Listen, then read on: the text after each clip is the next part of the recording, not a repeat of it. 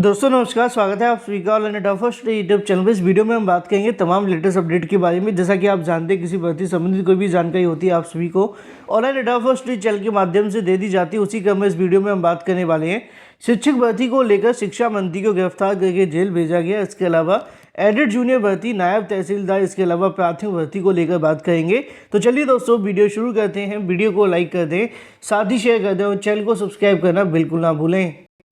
दोस्तों आगे बढ़ने से पहले हम बात करेंगे यूपीएससी पीईटी की बेस्ट बुक के बारे में, जो कि चक्षु प्रकाशन की है। अगर आप इन बुक के साथ में प्रिपरेशन करते हैं तो आप 80 से लेकर 90 परसेंटाइल तक नंबर बड़ी आसानी से ला सकते हैं, जिसमें आपको 2200 से ज़्यादा क्वेश्चन देखने के लिए मिलते हैं। 2 प्रीवियस ईयर सॉल्व पेपर भी आपको देखने के लिए मिलते हैं। इस बुक को आपके सिलेबस और पैटर्न के आधार को ध्यान में रखते हुए बनाया गया है, जिससे कि आप जो भी पढ़ें अपने पैटर्न के आधारित पर ही पढ़ें। इसमें आपको प्रीवियस ईयर क्वेश्चन के साथ साथ मिलते हैं मोस्ट एक्सपेक्टेड क्वेश्चन, जो कि आपकी परीक्षा में आने के लिए संभावित हैं। सभी क्वेश्चन की आप सभी को उत्तर माला देखने के लिए मिलती है। साथ ही उत्तर माला के साथ आपको दिए जाते हैं व्याख्यात्मक उत्तर, जिससे कि आपके क्वेश्चन गलत ना हो। अगर आप अपनी तैयारी और भी बेहतर बनाना चाहते हैं तो यूपीएससी पीईटी के लिए चक्षु प्रकाशन की गाइड प्लस प्रैक्टिस सेट को भी परचेज कर सकते हैं, जिसका लिंक आपको वीडियो की डिस्क्रिप्शन में दिया गया है। आप चाहें तो अमेजोन या फ्लिपकार्ट से ले सकते हैं या फिर अपने नज़दीकी स्टोर से, लिंक वीडियो की डिस्क्रिप्शन में है। एक बात आप सभी ने कॉमन देखी होगी भर्तियों को लेकर, चाहे बात शिक्षक भर्ती की हो या फिर किसी भर्ती की, घोटाले हमें हर राज्य के अंदर देखने के लिए मिलते हैं। उत्तर प्रदेश के अंदर भी जब भी कोई परीक्षा करवाई जाती है, या तो उसका पेपर आउट हो जाता है या परीक्षा के बाद कहीं ना कहीं विवाद हो जाता है, परिणाम के अंदर संशोधन किए जाते हैं। ऐसा हमने 68,500 में देखा था, 69,000 प्राथमिक शिक्षक भर्ती में देखा था। फिर उसके बाद एडेड जूनियर शिक्षक भर्ती के अंदर भी ऐसे ही विवाद हुए, और समय समय पर यूपीटीईटी को लेकर भी देखने के लिए मिलता है। और भी बहुत सारी ऐसी परीक्षाएं जिनके अंदर घोटाले आपको आमतौर पर देखने के लिए मिलते ही मिलते हैं, लेकिन उन घोटालों के खिलाफ कितनी कार्रवाई की जाती है, ये सबसे बड़ी बात है। उसी को लेकर अगर बात की, शिक्षक भर्ती घोटाले में शिक्षा मंत्री गिरफ्तार यहाँ से कर लिए गए हैं, जैसा कि आप सभी को यहाँ से देखने के लिए मिल जाएगा। अगर बात की शिक्षक भर्ती घोटाले में बंगाल के मंत्री पार्थ चटर्जी को गिरफ्तार कर लिया गया है। नीचे जानकारी देखने के लिए मिलती है कि 26 घंटे की पूछताछ के बाद सहयोग न करने पर ईडी ने इनको यहाँ से जो गिरफ्तार है वो कर लिया है। ममता बनर्जी की सरकार में बंगाल के काबीना मंत्री, तृणमूल कांग्रेस के महासचिव पार्थ चटर्जी को उनके करीबी फिल्म अभिनेत्री अर्पिता मुखर्जी और प्रवर्तन निदेशालय ने शिक्षक भर्ती घोटाले को लेकर गिरफ्तार कर लिया है। घोटाले से जुड़ी मनी लैंडिंग और इसके अलावा अगर बात की जाए मामले को लेकर, ईडी ने पार्थ को शुक्रवार से सुबह से पूछताछ शुरू की थी। लगभग 26 घंटे बीत जाने के बाद उन्होंने यहाँ से सहयोग नहीं किया और इसी बीच यहाँ से उनको गिरफ्तार कर लिया गया। यहाँ पे लिखा भी हुआ है कि इसी बीच अगर बात की, शिक्षा मंत्री रहते हुए उन्होंने इस भर्ती के अंदर घोटाला किया था। वर्तमान में शिक्षा मंत्री नहीं है, मैं आपको क्लियर कर दूं, लेकिन शिक्षा मंत्री के पद पर रहते हुए इन्होंने घोटाला किया था और अंततः आज इनको गिरफ्तार कर दिया गया। उत्तर प्रदेश में आज भी बहुत सारे इस प्रकार के मामले लटके हुए हैं। काश उन पर भी कोई कार्रवाई की जाए, क्योंकि अभ्यर्थियों के दिल की बात तो यही होगी। बाकी तो आप जानते हैं मन की बात। शुरुआत करते हैं अगली अपडेट के बारे में। ये बात हो जाती, शिक्षक भर्ती को लेकर घोटाले करने वाले शिक्षा मंत्री को गिरफ्तार कर लिया गया है, जिसमें बड़ी संख्या में पैसे लेने का जो आरोप है वो लगाया गया है शिक्षक भर्ती के अंदर। ये उनकी मित्र हैं, जैसा कि आप साथ में देख पा रहे हैं। बात कर लेते हैं दोस्तों अपनी अगली अपडेट के बारे में। अगली अपडेट बहुत ज़बरदस्त है, जो कि संबंधित है एडेड जूनियर भर्ती को लेकर, क्योंकि शिक्षक भर्ती घोटाले की बात आ रही है। तो घोटाला तो एडेड जूनियर में भी हुआ था, फिर सरकार ने कहीं ना कहीं रिजल्ट को संशोधित कर दिया।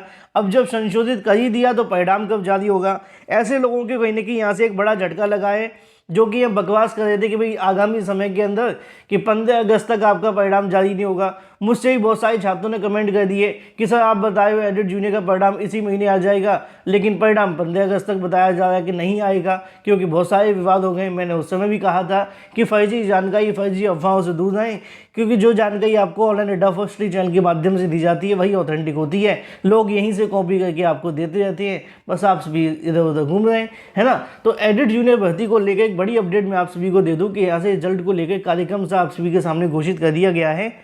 और जिन छात्रों ने पहले से ऑनलाइन डेटा फर्स्ट चैनल की वीडियोस देखी होंगी, उनको सब पता है कि मैंने आपको पहले ही बताया था कि अगर सब कुछ ठीक रहा तो एडेड जूनियर शिक्षक भर्ती का परिणाम इसी महीने के अंत में जारी हो जाएगा।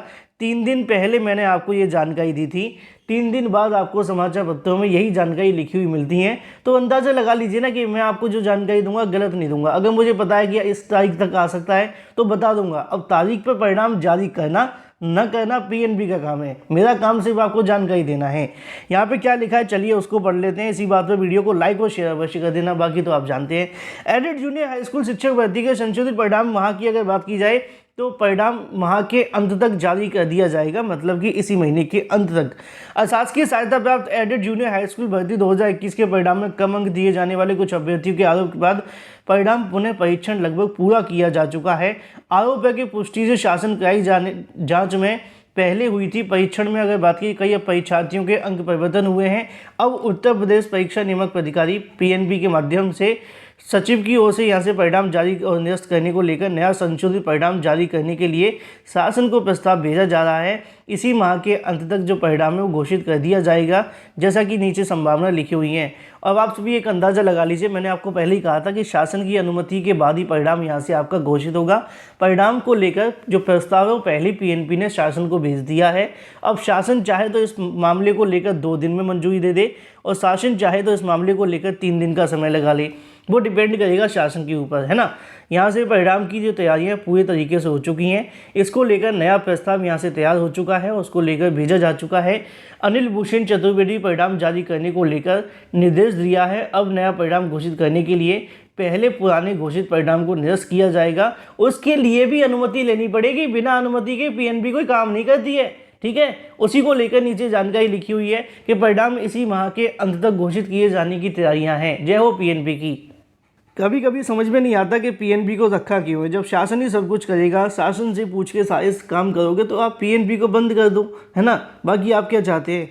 अगली अपडेट है नायब तहसीलदार की नई भर्ती के विज्ञापन के बारे में, जो कि संबंधित है 107 पदों के लिए। अगर बात की जाए तो यहाँ पे लिखा हुआ है कि राहत इसलिए क्योंकि यहाँ से एक बहुत बड़ी भर्ती आने वाली है। बेरोजगारी शायद इसके बाद अब खत्म हो जाएगी, ज़मीनी स्तर पे आ जाएंगे सभी, क्योंकि यहाँ पे लिखा हुआ है कि नायब तहसीलदारों के 107 पदों पे जल्द भरे जाएंगे।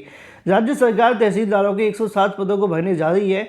राजस्व विभाग ने इसके लिए उत्तर प्रदेश लोक सेवा आयोग को प्रस्ताव भेज दिया है। जल्द ही खाली होने वाले लगभग 20 और पदों के लिए प्रस्ताव यहाँ से भेजा जाएगा। यूपी में नायब तहसीलदारों के लगभग 12 से 34 पद हैं। इनमें से 617 पद पदोन्नति के माध्यम से भरे जाएंगे। इतने ही पद सीधी भर्ती के माध्यम से मौजूदा समय में 117 पद खाली हैं। इनमें से लगभग 107 पदों भर्ती का जो प्रस्ताव भेजा जा चुका है, 20 पद इसमें और जुड़ेंगे और उसके बाद में पदों की संख्या 127 हो जाएगी। इन शॉर्ट अगर कहा जाए तो रिक्तियों को लेकर अध्याचन यूपीपीएससी के पास आ चुके हैं। अब यूपीपीएससी इसका जो परिणाम है, माफ़ कीजिए विज्ञापन है, वो यहाँ से जारी कर सकती है और उसके बाद में आगे की कार्यवाही शुरू कर सकती है, जो कि संबंधित है नायब तहसीलदार के बारे में।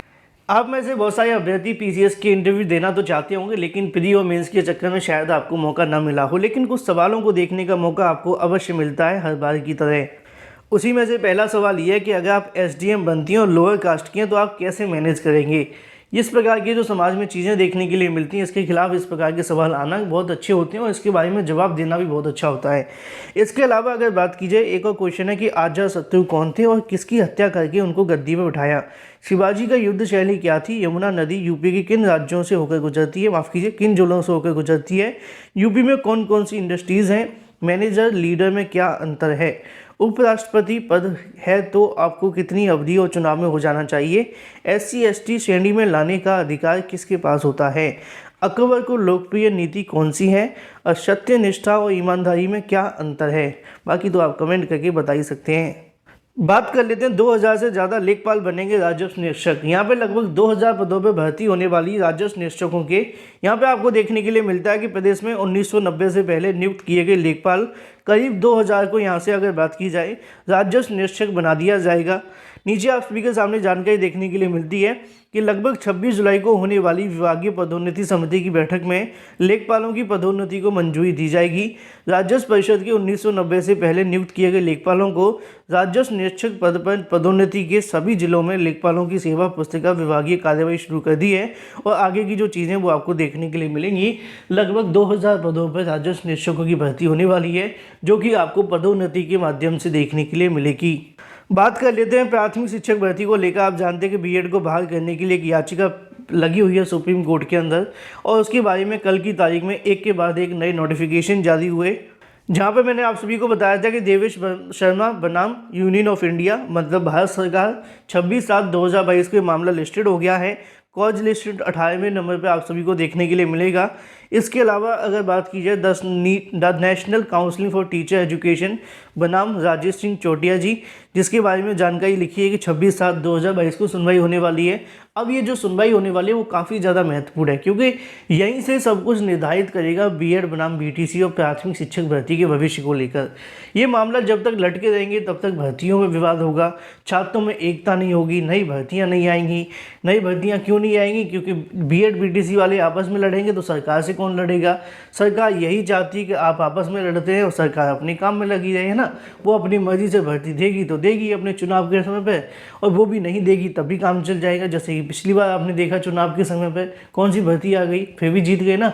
तो सरकार का कॉन्फिडेंस तो वैसे ही अपने हाई लेवल पर है, लेकिन ऐसे में अगर अभ्यर्थी आपस में लड़ते रहेंगे तो इससे नुकसान छात्रों को ही होता है। ये तो बात आप भी जानते हैं। तो जितनी जल्दी ये मामले क्लियर हो जाएं उतना अच्छा है, चाहे वो प्राथमिक से बीएड बाहर का मुद्दा हो या फिर इसके अलावा और भी तमाम मुद्दे। क्योंकि 69,000 में भी आपने देखा था अंत में सरकार की तो जीत हुई, लेकिन 2 साल बाद वही हुआ जो सरकार करना चाहती थी। बात कर लीजिए अपनी अगली अपडेट के बारे में, जो कि संबंधित है टीजीटी और एलटी ग्रेड को लेकर। आप जानते हैं कि टीजीटी और एलटी ग्रेड के अंदर जहाँ पे विद्यालय राजकीय विद्यालय या फिर माध्यमिक विद्यालय के नाम से जाने जाते हैं, प्रदेश भर के राजकीय माध्यमिक स्कूलों में सरप्लस शिक्षकों का समायोजन 16 अगस्त तक जारी किया जाएगा। माध्यमिक शिक्षा विभाग की ओर से समायोजन की समय सारणी अपर शिक्षा निदेशक के गुप्ता ने शनिवार को जारी की है। जिला विद्यालय निरीक्षक 25 जुलाई तक सरप्लस शिक्षकों को चिन्हांकन को लेकर छात्र संख्या के अनुपात के आधार पर विषयवार शिक्षकों की आवश्यकता को यहाँ से मांगा गया है, और इसको लेकर यहाँ से कहीं ना कहीं जो आप सभी के सामने समायोजन है वो कर दिया जाएगा। सरप्लस का मतलब ये होता है कि किसी जगह पर बच्चे ज़्यादा हैं, किसी जगह बच्चे कम है। इसका मतलब ये नहीं है कि बहुत ज़्यादा बच्चे हैं, वो बहुत ज़्यादा शिक्षक हैं, ठीक है। तो टीजीटी और एलटी ग्रेड के विद्यालयों के अंदर यहाँ पे आपको समायोजन देखने के लिए मिलेगा। बात कर लीजिए अपनी अगली अपडेट के बारे में। लेखपाल के एडमिट कार्ड को लेकर बहुत सारी फर्जी जानकारियाँ आपको मिल रही हैं। सुबह दोपहर शाम टॉनिक के रूप में आपको दी जा रही है कि लेखपाल एडमिट कार्ड अब आने वाले हैं। मैं आपको एक ही जानकारी देता हूँ, वो भी सुबह की वीडियो में, क्योंकि मुझे पता है कि एडमिट कार्ड को लेकर जो आयोग है वो काफ़ी सुस्त है। एडमिट कार्ड के संबंध में आपकी जो जानकारी मिली उनका कहना है कि हम 25 तारीख को आपके जो एडमिट कार्ड है वो जारी करेंगे। बाकी इसके अलावा जितनी भी जानकारी आपको बताई जाए वो पूरे तरीके से फर्जी और फेक है, वीडियो बनाने का जरिया है। वीडियो को लाइक कर दें, साथ ही शेयर कर दें। फिलहाल इस वीडियो के माध्यम से इतना ही।